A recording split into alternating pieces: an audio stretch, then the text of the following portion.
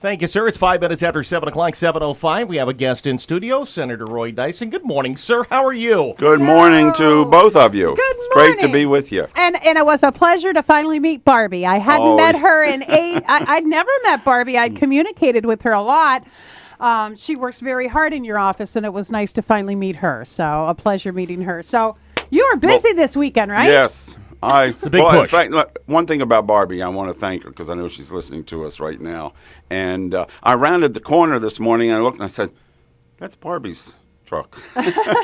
I told her to come by this morning. I know. I didn't know you did, but she said, I brought all these, muffins and all, trying to buy you off. Yeah, that's one one we're nice. easily bought. Are you? Yeah. And nice. So I said, okay, well, I'll take them up. She says, no, I want to meet T-Bone and Heather. Oh, I'm Well, glad she the did. pleasure was ours. That was very So- nice. I've always said, Roy, and maybe you will say that this is true or not. You could feed yourself every single night, weekend, by fire department dinners, church dinners. It's a great thing, though. I mean, it's a great thing. So you were out and about at how many places this weekend? Well, not for Weight Watchers. It's not a great Yeah. thing. But, No, it's not. Well, I did 4 on Saturday and 3 yesterday. And that's just the nature of the beast for campaigning? Well, yesterday was slow. Oh, was it? Just slow. yeah. Just 3. Just 3. Just All right. three. Well, It's a great thing. Yes, I get invited almost every night to something. And in fact, I was in the 7th District yesterday afternoon, and somebody says, well, this is a Saturday night. There was such and such a thing going on, and you weren't there. Oh, my gosh, I know. And I said, oh, yeah, I took a trip to Bermuda or something like that. Yeah, And right. they said, well, where were you? And I said, the Hollywood Volunteer Rescue Squad's installation. Oh. I was there at the Hollywood Firehouse, and I was asked to get some presentations together. Sure, and nice. So what do? It's tough to be in 2 places at one time. Yeah, exactly. You've been right. in politics either locally or on the national level for how many years now? A long time. Long time. What keeps driving you? Why do you keep going up there for this dogfight? Well, I was born and raised here. I love this area. I love helping people. You talked about Barbie. We have an office in Great Mills. We help people on a day-to-day basis because, we try to help them from having to go to a lawyer and pay an expensive, and let me give you a disclaimer right away. We don't do law work. We don't do anything like that. Settling divorces? But it's we've been asked to do it, but no, we don't do that. But we help people maneuver through this government. And, whether it's a local government in St. Mary's County or Calvert County, whether it's a state government, whether it's a federal government, or and sometimes just a wide range of businesses that you have to. Insurance, if somebody has an insurance problem, Right. that can be a nightmare. And so I get a real thrill out of doing that. You're helping people out with different Yeah, problems. Absolutely. I mean, it doesn't sound like legislative. It isn't. But that's what people need. Well, what is on, and I've asked almost every candidate that's come in here, certainly people who are running for re-election, what's on your political bucket list? What would you hope to accomplish if you were to be sent up to Annapolis again? Well, we have a lot of issues that are going to be coming up. One, I don't know that we're going to have the time to talk about it today, but we're going through a real change in our educational system. Yes. Sometimes it's called Common Core. Yes. And we've had a number of hearings on it over the past couple of years. The reason it's controversial is we're going to ask, or Common Core is going to mandate stronger, more difficult curriculum than we've had in the past. And that's being driven, this, as you well know, came from the Gates Foundation and the National Governors Association. But what's happening is our kids are falling behind. And if you take the Western European governments and you compare us to them, we're like number 17. Yeah. And we keep falling further and further behind. I was very fortunate a couple of years ago to be on this commission on higher education. And what we kept hearing time and time, it was a special commission, time and time again, kids aren't prepared to go to college. Yeah. No, And they you say do. 12, 14 years and they're not prepared to go to college? I believe the latest stats are, because I just read this not too long ago, there's a big article in Time magazine. I think it was last week, rotten apples, and teachers went crazy because it talked about tenure and it talked about the Common Core.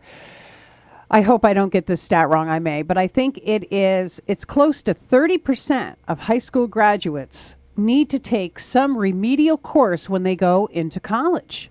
And, college professors are like, God, they're supposed to learn this in high school. But here's another thing. The Common Core. It's higher than 30. Yeah, Is probably it? Is it higher than 30?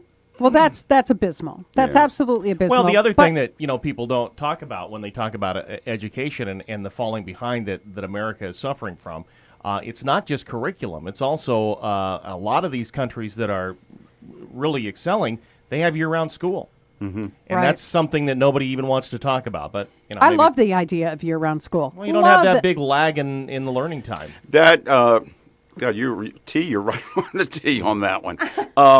That is true. You know how kids are encouraged when they leave school in the beginning of the summer. Read, do this, read, do They, this. of course, don't do that. They probably fall behind 2 to 3 months. Mm-hmm. And so when that school starts again in the fall, Got to go back. they're just rehashing what has Yeah. happened the previous school year. And so, yeah, year-round school would really work. It probably should be. It should happen. Do you There's see a tremendous cost to it. Yeah. And Well- that's a concern right Well, now. let me ask you this, and this is probably more of a county than a state thing, but what do you think about, because I know some counties over in Virginia have already decided to do this, and that's later school times. The kids go to school later so they get more sleep. I can't even say it with a straight face, but I mean, what do you That's think? coming from two people who get up at 3:30 in the morning I every know. day. I know, but I mean, what do you think about that? About possibly starting the school day later to help kids? We have had probably 2 sets of hearings on that. It is a very complicated issue. And Right. the reason, what complicates it is you're bringing a lot of buses into a system that's traffic-wise is Right. already clogged. Right. And so that's a problem. Another problem is they have never really found any evidence that suggests that it makes a big difference. I don't think it would. I think the kids would just stay up later. Yeah. Probably. What Now, do you- and tied with that was this whole issue of homework. Are they required to do too much homework?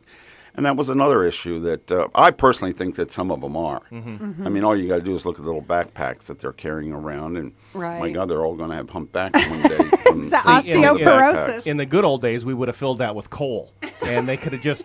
No, I'm just kidding.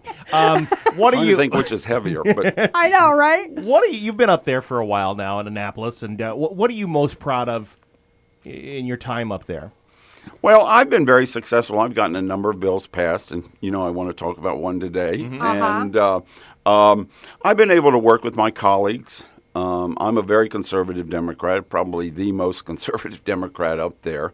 But at the same time, even though a lot of our colleagues, and you've got to remember what Maryland is like today. Maryland's population is really in about 4 different counties, 3 counties in the Right. city of Baltimore. Right. Right. And so they sort of control everything. Right. And it's very I don't frustrating like for that. me. Yeah. I don't like it at all. Even notwithstanding that, I've been able to work very successfully with my colleagues. This big issue that's you hear about all the time. You all have certainly talked about it. The rain tax. Yeah.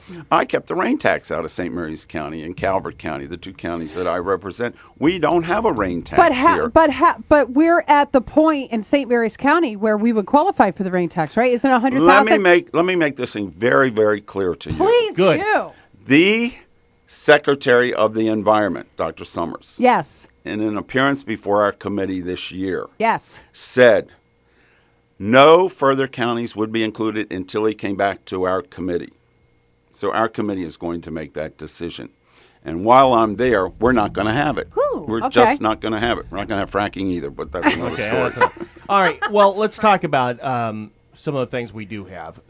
One is we have a big problem with infrastructure in Southern Maryland. People talk all the time about the bridges. And, I hear people come in here, and it's not a knock on them by any stretch of the imagination. I think they're being realistic about it, but they go, yeah, well, maybe in 20 years we'll have a new bridge over Solom's. It's like, 20 years?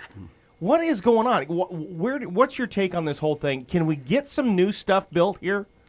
I think we can, and I think We have to be realistic. If you look at all the major infrastructure that has happened in Maryland, let's say in the last 15 or 20 years, there's been a federal component to that. We've got some very powerful members of Congress. Probably one of the most powerful people in the whole country is Barbara Mikulski. She chairs the Appropriations Committee in the United States Senate. But does she care about Southern Maryland? She does, and I've talked to her about it. They have had other priorities. The Wilson Bridge, that wasn't a rebuild. That was a huge whole new project, bridge. yeah. The Purple Line, these various, every one of these intercounty connector, they all got massive amounts of federal money. Not this present Secretary of Transportation that we have in Maryland, but the prior secretary, when she came down here and when she mentioned the issue came up about the Solomon's Bridge, she said that, Thomas Johnson Bridge is going to have some kind of federal money. And to me, one that actually cut the ribbon on it and remembers only too well when it was closed. I mean, just a short time after that ribbon cutting, they closed it. So, when my good friends in Southern Calvert and St. Mary's say, well, we'll just patch it up. And I say, no, you can't patch it up. We're on borrowed time. And so we need to replace it. What kind of federal money can we get? Can we get I always say Homeland Security money because you got the base there. You've got a nuclear power plant. You got that liquefied gas plant. We've tried that. Oh, have you tried Homeland Security? That we can't get Homeland Security money? Well, I think everybody tries to do that. I guess the way I see it, I don't care where it comes from. But it's legitimate. It's got to be. Yes, it is legitimate, and I think it's going to become more legitimate. They want to expand the nuclear power plant, and I hope that does happen. The issue of Cove Point. And we've got a huge military base. Right. And all of these are in a very, very compact area. So if something did happen, I remember a couple of years ago when they were talking about perhaps leaks at the nuclear power plant. Remember in the southern part of Calvert County, they were handing out these iodine tablets. Sure. And you were all supposed to keep them. Right. And then in the southern part of St. Mary's, we were all supposed to keep them on our dresser. And if something happened, we were to, take them and, I guess, pray. And so I'll never forget, we had a hearing in Annapolis. We brought in some of the doctors. And and I said, all right, I'm going to bring up this issue. And I brought it up to them. And I remember one of them saying, let's not kid ourselves. If something happens, get out of there. Don't even take the Well, here's the thing. Take it, but that's not going to say no. You've got to get out of. You've got to get the. If you had a 3 Mile Island or some really adverse situation but like Roy, that. you drive that Route 4 corridor all the time, and you drive over that bridge all the time. You know that if anything were to happen at that plant, knock on wood, nothing does. But if anything were to happen at either of those.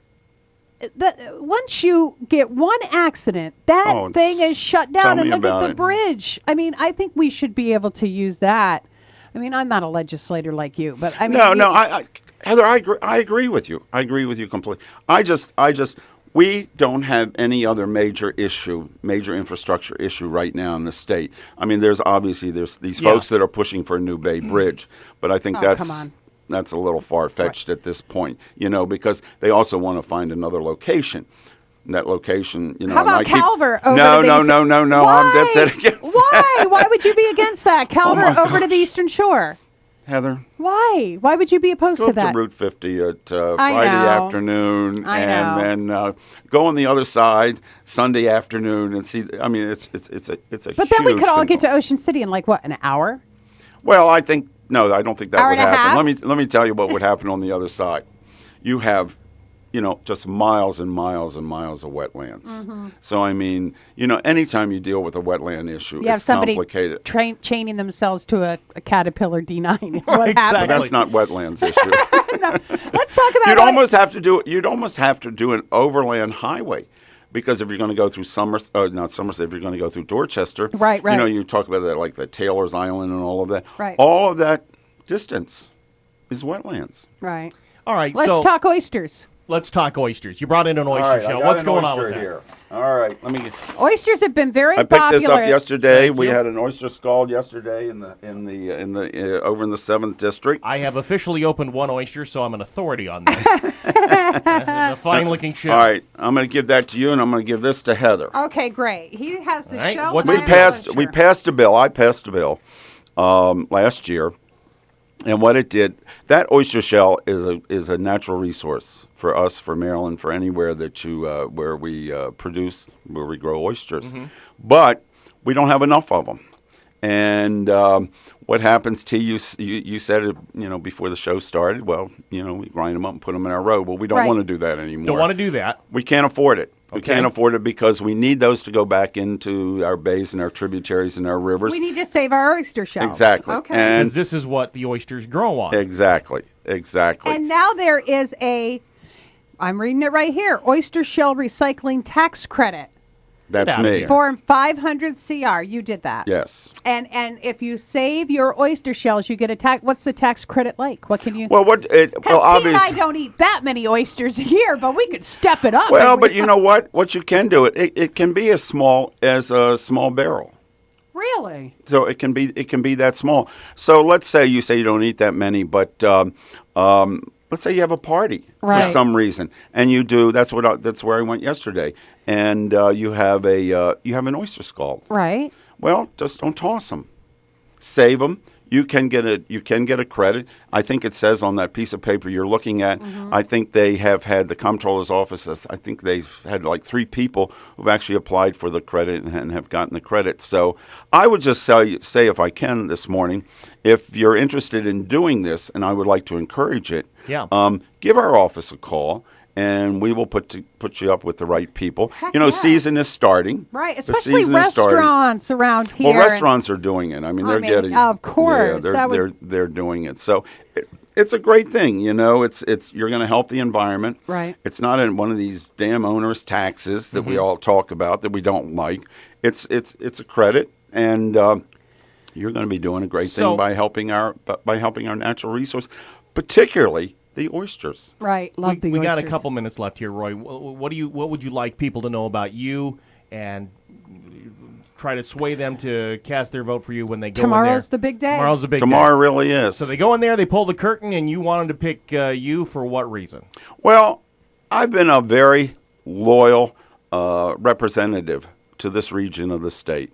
I've been representing it since 1974, and I'm very proud of that. I've seen a lot of growth in the area, and that's one of the issues that we have to deal with right now. I have, and you've seen the list there in front of you, I've been able to generate, the endorsements that I have received is a wide range of individuals, organizations, and Here's 2, the NRA and also the Teachers Association of Calvert and St. Mary's County. And those are both. We feel very strongly about our guns. We also feel very strongly education. We have one of the best educational systems in the whole state. Those are the things I would like to see continue because it has made us. I ran into this priest yesterday, and he says, "You know what? We're having a tough time keeping our Catholic schools going, and part of the reason is because we have such great public schools." Really? Oh, wow. You know? Wow. Okay. I guess You know, it- I'm the sponsor. I good don't know if thing. you all know this. I'm the sponsor of the charter school bill and the law. And I noticed I got a clipping here, not the last debate, but second to the last debate that both Brown and Hogan had. Hogan came out and said that in the debate that he wants to promote and further promote the charter school. I'm thinking, Hello. that's me. That's a great way to That's work me. together. And Ehrlich signed it when I was there. So, I mean, I work with everybody. That too is the most significant change we've had in our public school system in the state in Is the probably charter the last school. 20 years. Yeah, I think it's a great change. Competition always makes things better, so I support that. Well, listen, Roy, good luck to you. Hey, thank you I all. wish you the best. Thank you very much. for coming in today. Thank you, Roy. I It's a pleasure appreciate it. having you in. I appreciate it too. All right, listen, we got to get a check of traffic and see what is going on out there.